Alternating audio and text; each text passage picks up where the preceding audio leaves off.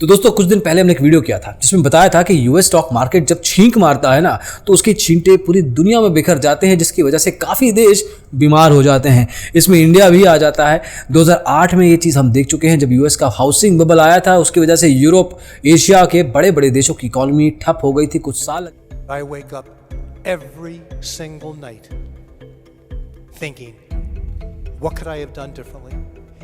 This is a pain that will stay with me for the rest of my life. That's all. कुछ साल लगे थे recover करने के लिए। यूएस स्टॉक मार्केट ने भी अपने आप को इसी स्लोनेस में, इसी रिसेशन में देखा था।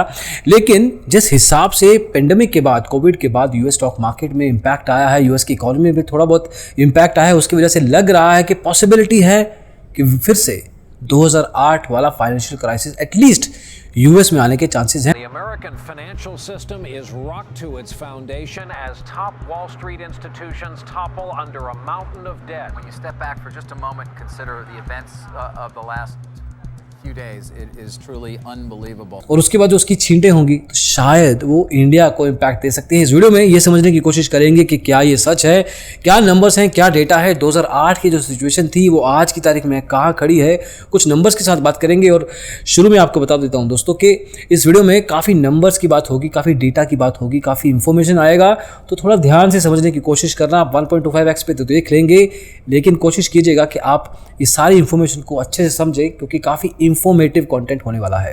तो आइए शुरू करते हैं।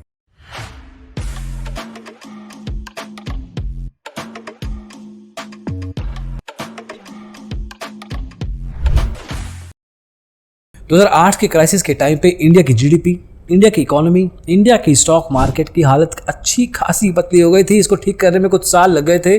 जीडीपी 9% से 7.8% तक चली गई थी। 1.2% का decline, which is kind huge by the way, बहुत बड़ा नंबर होता है ये। इंडियन स्टॉक मार्केट से 60,000 करोड़ रुपए निकाल लिए गए थे और इसको ठीक करने में कुछ साल लगे। एट द सेम टाइम जो हिस्ट्री होती है ना, जो इतिहास होता है, वो बहुत अच्छा टीचर होता है, वो बहुत कुछ सिखाता है। वो कहता है कि अगर एक छोटी सी सिचुएशन बने ना, छोटा सा वीक स्पॉट बने, उसके कारण हालत, सिचुएशन बहुत बड़ी बन सकती है, जिसको कंट्रोल करना बहुत मुश्किल होगा। इस टीचर से लगता नहीं कि यूएस के स्टॉक मार्केट ने कुछ सीखा है, क्योंकि जो 2008 के टाइम पे हाउसिंग बबल हुआ था, जो बहुत छोटे लेवल पे शुरू हुआ था, उसने यूरोपियन, अमेरिकन और एशियन मार्केट्स को अच्छे खासे लेवल पे इम्पैक्ट किया था।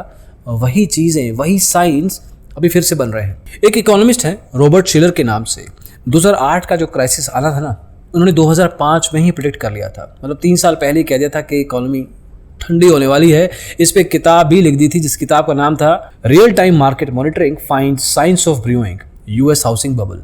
अब ये जो क्राइसिस के टाइम से पहले बताया गया था ना, वो इन्होंने फिर से कहा है कि बेटा जी ये हालत तो फिर से होने वाली है। तो इन्हीं इकोनॉमिस्ट का फिर से कहना है कि सिचुएशन फिर से वही आ गई है। अब जब पेंडेमिक आया था, कोविड आया था, उस टाइम पे लोगों को लगा कि फाइनेंशियल मार्केट्स पे अच्छा खासा इंपैक्ट पड़ने वाला है। एक यूएस के स्टॉक मार्केट तो पड़ेगा ही, पूरी दुनिया की स्टॉक मार्केट्स पे पड़ेगा, और इस पे हुआ भी, वो सच भी था। लेकिन दिक्कत ये थी कि सिर्फ यही दिक्कत नहीं थी, इसके अलावा भी एक बहुत बड़ी दिक्कत बनने वाली थी, जो कि हाउसिंग मार्केट को लेके थी। क्योंकि वहाँ पे तो कुछ और ही चल रहा था। हाउसिंग मार्केट जो कि क्रैश हो जानी चाहिए थी, घरों के दाम गिर जाने चाहिए थे, जो कि गिरे भी, डिमांड खत्म हो जानी चाहिए थी। इंडिया में तो जैसे सब लोग घर के अंदर दुबक के बैठे थे, यूएस में भी दुबक के बैठे थे, लेकिन वहाँ पे थोड़ी बहुत मूवमेंट हो रही थी।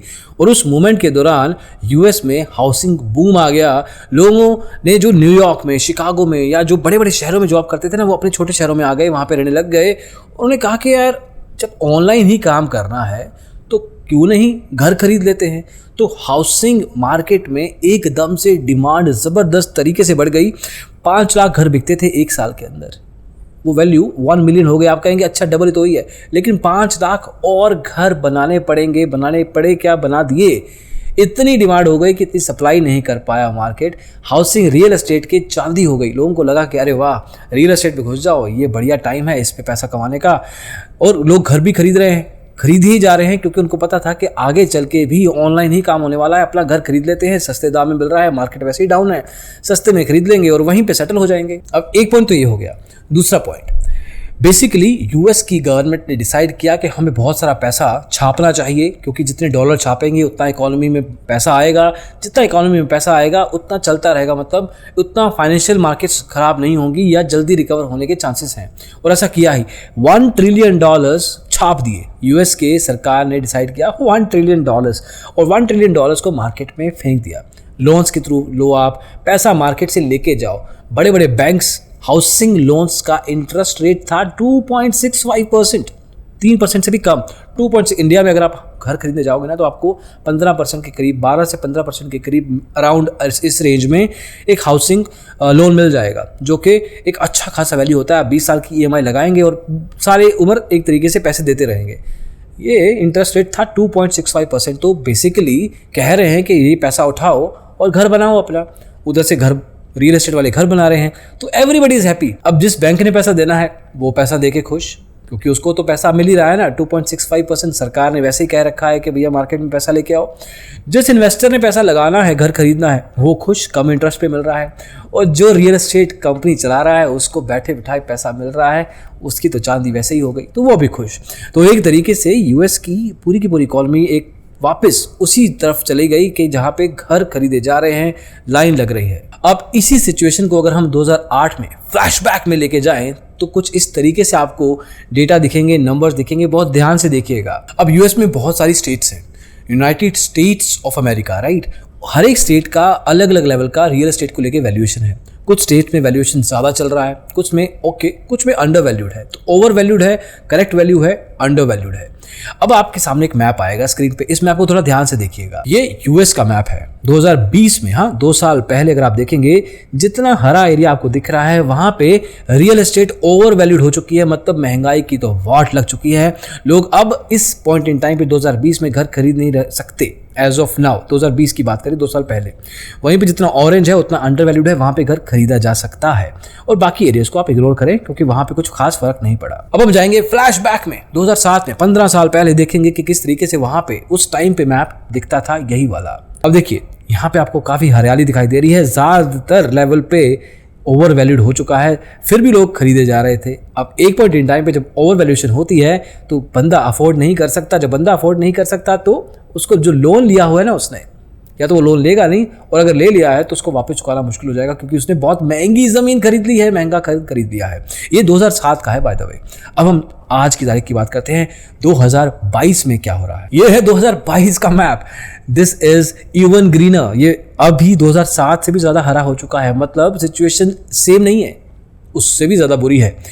अभी इस पॉइंट इन टाइम पे बहुत सारी स्टेट्स ऑफ अमेरिका में रियल एस्टेट ओवर वैल्यूड हो चुकी है। लोगों ने लोन ले रखे हैं और उस लोन लेने के बाद अब घर खरीद तो लिए हैं, लेकिन अब महंगा लग रहा है। अब लग रहा है कि यार मैंने महंगा खरीद लिया, क्योंकि डिमांड बढ़ गई थी, डिमांड बढ़ गया तो प्राइस बढ़ गया था, प्राइस बढ़ गया था तो लोन का वैल्यू बढ़ गया था। इंटरेस्ट तो चाहे कम था लेकिन लोन का वैल्यू तो ज़्यादा था। अब इस लोन के वैल्यू को लेके ओवर वैल्यूड प्रॉपर्टी खरीद के बैठ गए हैं काफ़ी सारे लोग। तो रियल एस्टेट की सिचुएशन एज ऑफ नाउ ये है। अब थोड़ा नंबर्स पे जाते हैं, थोड़ा और कंपैरिजन करते हैं 2007 और 2022 को। अब अमेरिका में 414 हाउसिंग मार्केट्स हैं, टोटल है 414। उसमें से 261 मार्केट थी जो 10% से ज़्यादा ओवर वैल्यूड थी, मतलब जो चीज़ 1 लाख रुपए की थी वो 1,10,000 रुपए पे बिक रही थी। वहीं पे 102 मार्केट जो थी वो 25% से ज़्यादा, बल्कि 10 मार्केट ऐसी थी जो कि 50% से भी ज़्यादा ओवर वैल्यूड थी, मतलब जो 1 लाख की चीज़ थी वो 1.5 लाख में मिल रही थी। ये 2007 है दोस्तों। 2022 में नंबर देखेंगे ना तो हालत खराब हो जाएगी। 2022 में वही 414 हाउसिंग मार्केट्स में 344 मार्केट्स ऐसी हैं जिनका 10% से ज्यादा ओवर वैल्यूएशन है, 183 मार्केट्स ऐसी हैं जिनका 25% से ज्यादा, और 27 मार्केट्स ऐसी हैं जिनका वैल्यूएशन, ओवर वैल्यूएशन 50% से भी ज्यादा है। Now you see the difference is huge here. अगर आपके सामने स्क्रीन पे आपने देखा कि 2 अलग अलग लेवल के ईयर के हिसाब से ओवर वैल्यूएशन परसेंटेज देखिए। अब इस नंबर का मतलब क्या है, इस डेटा का मतलब क्या है?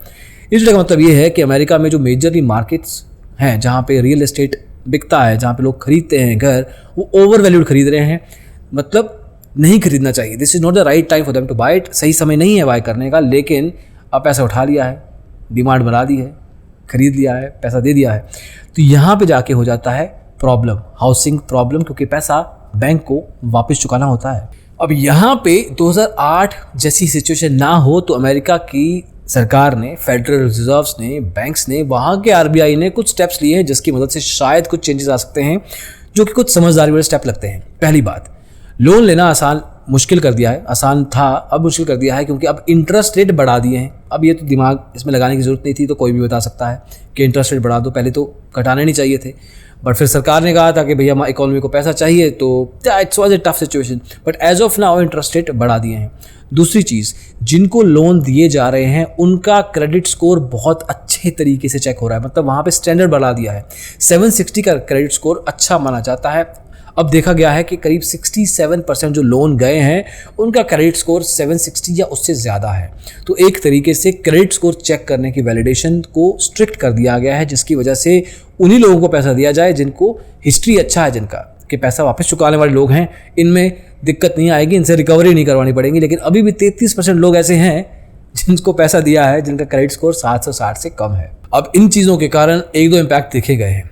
एक तो 24% लोगों ने कम अप्लाई करना कर दिया है लोन को, मतलब जो हाउसिंग लोन था वो कम लेना शुरू हो गया, 24% डिक्रीज आया है।